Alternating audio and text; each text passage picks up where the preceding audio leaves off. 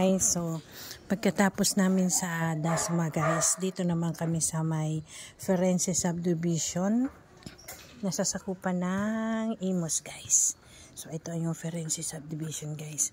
At dito naman ay magsasagawa kami ng deep cleaning ng inverter, window type. Ayan guys, so ayan siya. Ayan, medyo may kadumihan na rin guys, you know. Sana yung battery. So ayan, ayan, dumi na guys kasi nagpalinis to sa amin matagal na, almost mag-iisang taon na, tapos ngayon na ulit nagpalinis sa amin. So ayan guys, so binabaklas yan isa-isa guys sa mga parts nya. Kita nyo naman yan guys, ayan o.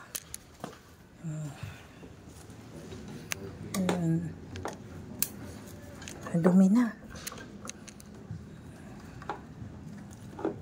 Ayan guys, so napakadumi na.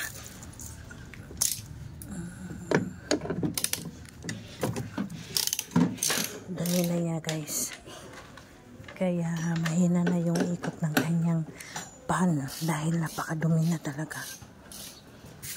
Sis, malapit pa siya dito sa ilog yata yun o creek.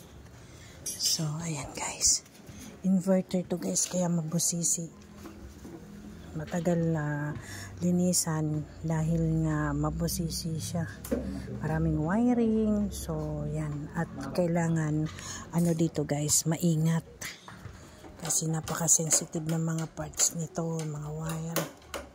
So ayan guys, so ayan na nga guys, nabaklas na namin. Nakita mo yung dumi niya guys, ayun o, ayan, yan,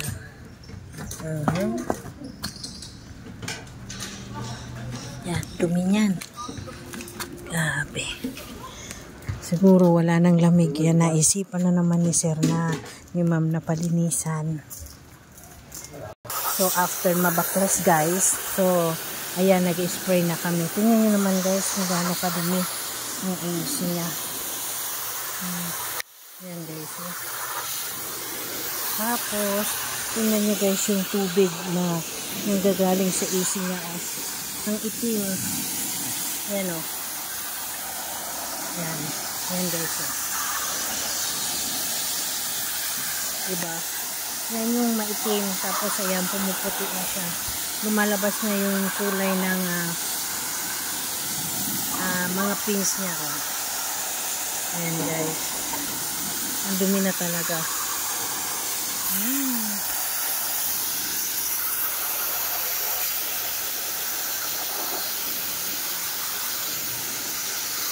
So ito naman yung ibang parts niya guys, binabaklas na, dumi na rin, ano? Grabe. Tingnan nyo guys yung ano niya, yung pinakasapin niya, tingnan nyo. Ano?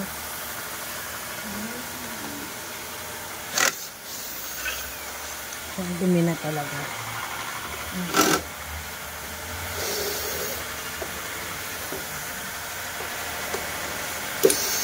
Ito na siya guys, so ito yung tunay niyang kulay after may sprayhan.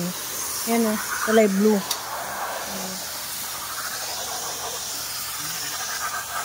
So yan yung kulay niya talaga guys, kanina kulay itim yan. Ito guys yung sinasabi kong nagpo-form na siya ng jelly o nag-form na siya ng jelly. Ito yun guys, oh. Ito yung jelly niya, oh.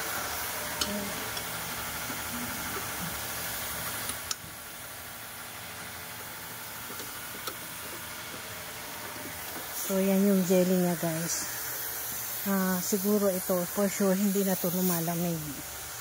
So ayan na lahat guys, nabaklas na lahat. Spray na lang. Yan.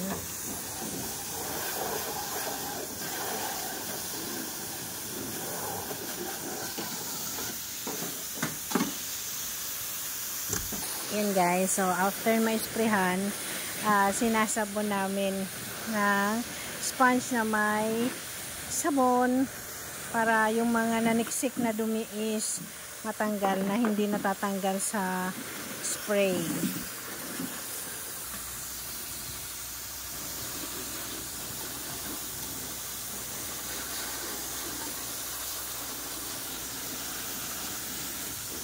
Ayan yung jelly guys, oh. Ayan, oh. Namuo. So, yan yung jelly na nakita dito sa unit ni customer.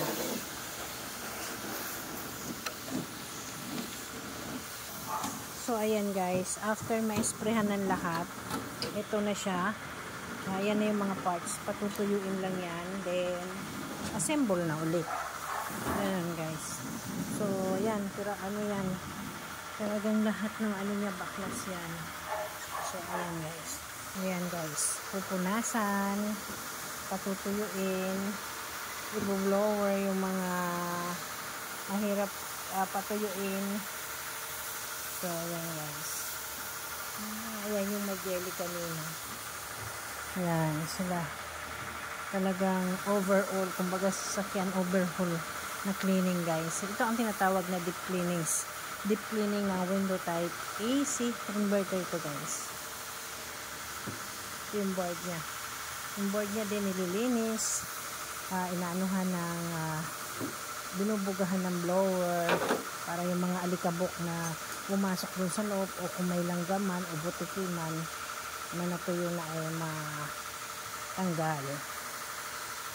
Yan guys, ang paglilinis ng window type AC inverter. Mabusisi, tulad na yung mabusisi. Dahil nga lahat ng parts yan tanggal, as in malinis na malinis talaga. At sure ako, good condition ng ating mga AC. So yan guys. So ayan guys, ongoing kami sa pag-assemble. Ayan.